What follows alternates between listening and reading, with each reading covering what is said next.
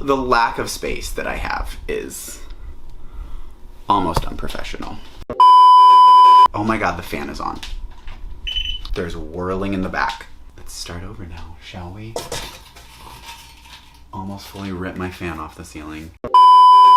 Good morning, my name is Josh Tyler. Welcome to my privileged opinion. I'm back. Life happened, there was a boy, and I also wanted to spend time really thinking about what I wanted this channel to be and what I wanted to put out into the world, and I think that I've got it figured out.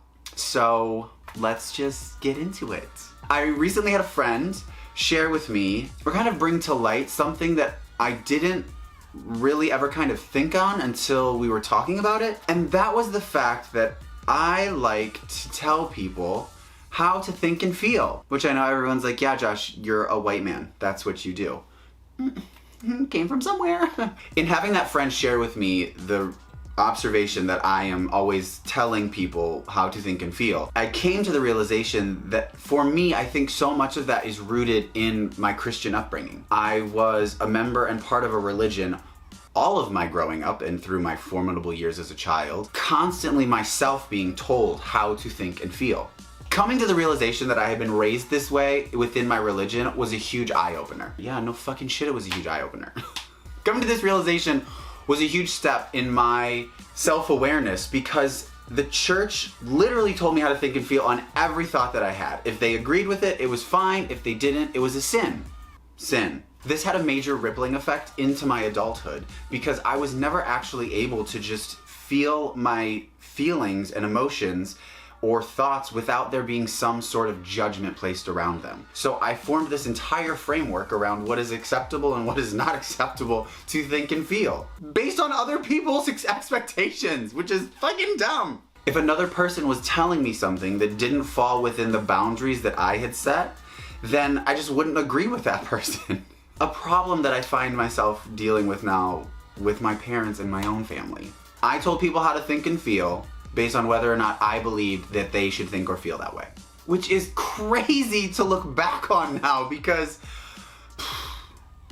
root of the problem. This has honestly been one of the biggest hurdles for me to overcome, even when I'm trying to be humble and have a conversation with someone and listen to them and learn. If I'm not being present in that conversation, I can sometimes revert back to this framework and this sound in my voice that is terrible. And it really makes it feel like I'm telling a person how to think and feel.